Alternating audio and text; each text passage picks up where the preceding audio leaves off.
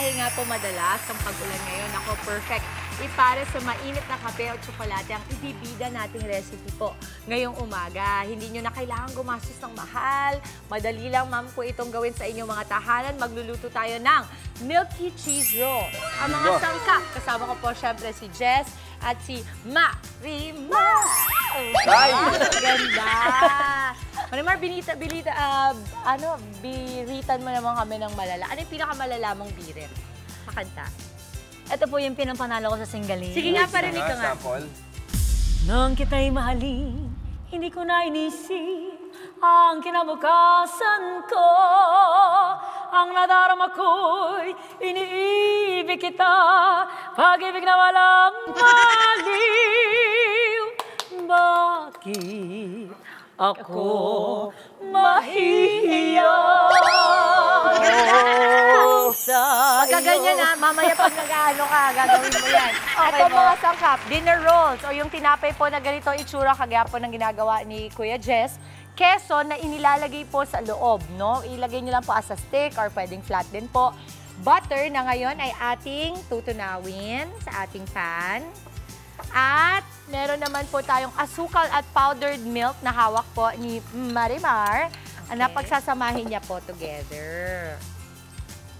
Ito pong butter natin, kukunin natin ang ilan sa mga tinapay na ginawa ni Kuya Jess. Hiniwa niya po sa gitna. Tapos ilagyan ng keso. Ito po ay ilalagay natin at ipiprito natin dito sa ating pan na may butter. Paikutin lamang po yan. Ganyan. Ganyan. At ito pong hinalo ni Marimar na asukal at milk ay pagugulungin po natin dito. Okay. Tapos Marimar, kuha ka ng ano natin. Ang bango ng butter. Plate natin, lalagyan natin yan. Ganito lang. Wow! Yan na siya. Butter pa lang, natatakam na ako. Yes. So, ganito na siya. Ito ang ating Milky Cheese Rolls. Yan na. Ganyan na siya kaagad. Oh, 'di ba? Ang bilis. Again, yung butter po, nandito. Ilalagay po natin yung hiniwang dinner rolls or tinapay, nilagyan ng keso sa loob. At ipiprito po natin yan dito. Kayang-kaya din ng mga bagets? Oo, kayang-kaya. Ang maganda dito, actually suggestion to ni Mama Angela. Kasi kayang-kaya niya to. I-cover mo, baby. Kayang-kaya ni Angela to. Oo. Kayang-kaya niyang ubusin. Kayang-kaya niyang ubusin. Kayang-kaya niyang ubusin. Oo. Mura lang po ang order. Wow. Oo. Kasi parang mababa lang naman ata yung budget nito, yung cost nito eh. Ang budget nito ay napakamura lamang po. Oo. Ang budget po natin ay 100 for 15 pieces na po ng Milky Cheese Rolls. Ang bango, mama. Ilang piraso na magagawa mo doon. Tapos lagay natin to dyan. Panalo. Super. Sarap po Ang sa bunga, diba? sarap sa kape lalo. Sa kape, Sa yan. O kape, kaya sa mainit. tsokolate. Oo. Hot chocolate. Yes. Sa tableya.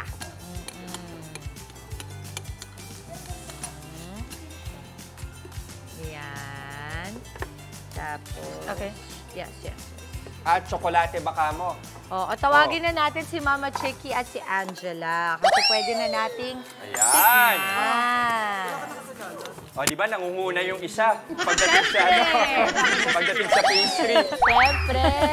Ito po ang ating finished product. Ang ating Milky Cheese Rolls. Wow!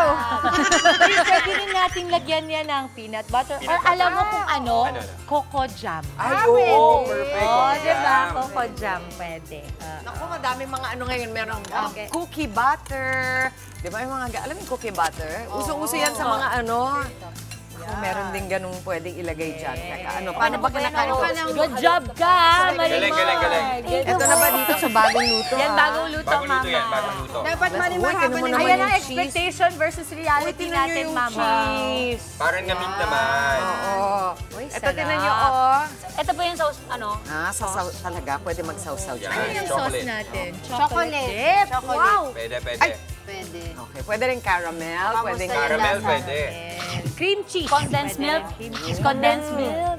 In fact, pwede ko rin cream cheese ang gamitin. Kasi sa loob. yung usual na keso. Ang dali pang gawin. Iniwan lang kayo ng 3 minuto, nakagawa na kayo ng Alam mo, pwedeng magpasikat kina Lolo Lola. Sabi ko nga kay Marimar, dapat pag habang kumakanta siya, Isingit mo na naman yan. Wala naman. Para mas magandang Pinasok mo talaga yung pagkanta, ha? Sige, nagtulit kayo. Bakit? Oh, ready? 1, 2, 3, go! Bakit? Para si Pugot si Tugo. Kasi dolphin si Panchito. pakinggan natin to. Ano po? Tingnan mo, Also buksan thanks. mo. Sarap. Nakita na. Wow! Sarap! Pwedeng gumamit ng easy melt cheese. Yan. Wow, ang sarap. Tikman natin. Wala tayong magagawa kung na-powder na yun. Oo, hindi. Alam mo, Kasama mga yan. pwedeng pampalevel up, yung sa dip, chocolate, peanut butter, Peanut coco butter, jam, o kaya Tama. cream cheese. Pwede rin cinnamon powder kasi kung may naiwan. tama. Oo, cinnamon powder. At pwede rin i-dunk sa kape. Kape. Oo, di ba? Sir Jess, nasan po yung cheese? Wala po yata. Uy, meron cheese yan. Ay, Alam mo, dun sa pelikula namin ni Kuya Aga tsaka ni Christine Hermosa, yung tinapay nilalagyan sa orange juice din na dunk.